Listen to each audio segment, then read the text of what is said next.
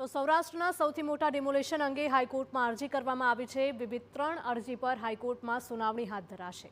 રાજકોટના જંગલેશ્વરની 87,000 ચોરસ મીટર પરના ગેરકાયદે બાંધકામ પર તંત્રનું બુલડોઝર ફેરવવામાં આવી રહ્યું છે। જંગલેશ્વર વિસ્તાર ગેરકાયદે પ્રવૃત્તિઓનો અડ્ડો બન્યો હોવાનો પણ દાવો કરાયો હતો। વિવિધ અરજી પર વચગાળાની રાહત ન મળતા સરકારે શરૂ કરી છે કાર્યવાહી।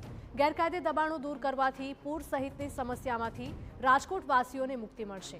થોડી જ વારમાં હાઈકોર્ટમાં હાથ ધરાશે સુનાવણી।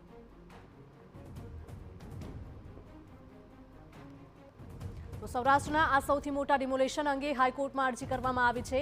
વિવિધ 3 અરજી પર હાઈકોર્ટમાં સુનાવણી હાથ ધરવામાં આવશે। રાજકોટના જંગલેશ્વરની 87,000 ચોરસ મીટર પરના ગેરકાયદે દબાણો પર તંત્રનું બુલડોઝર ફરી વળશે।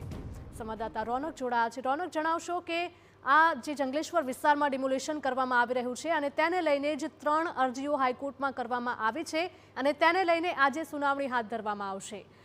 આ અરજીઓમાં શું ઉલ્લેખ છે?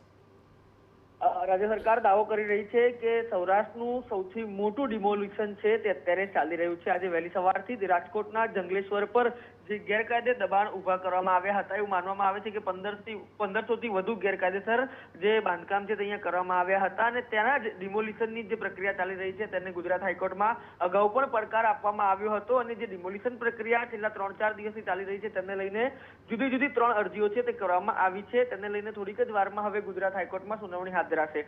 મહત્વનું છે કે શનિવાર સાંજે પણ અર્જન્ટ હિયરિંગની માંગ સાથે જે એક સુનાવણીની માંગ છે તે કરવામાં આવી હતી પરંતુ તેને કોર્ટે ફગાવી દીધી હતી અને તેને આજ ઉપર નિયત કરવામાં આવી હતી। મહત્વની વાત એ છે કે ડિમોલિશનની કામગીરી શરૂ થઈ ચૂકી છે અને મોટાભાગનું ડિમોલિશન છે તે થઈ ચૂક્યું છે। આ તમામ બાબતો વચ્ચે ડિમોલિશનને કઈ રીતે અટકાવી શકાય તે પ્રકારની જે એક અરજીમાં દાદ છે તે માંગવામાં આવી છે। ત્યારે ગુજરાત હાઈકોર્ટમાં હવે કયા પ્રકારે રજૂઆતો થાય છે તેના પર મહત્વની રહેશે। મહત્વની વાત એ પણ છે કે અગાઉ જે વચગાળાની રાહત છે તે માંગવામાં આવી હતી પરંતુ ગુજરાત હાઈકોર્ટે કોઈ પણ પ્રકારે વચગાળાની રાહત આપવાનો ઇનકાર કર્યો હતો અને સ્ટે આપવાની ના પાડી હતી। ત્યારબાદ હવે રાજ્ય સરકારની કામગીરી છે તે સતત આગળ ચાલી રહી છે।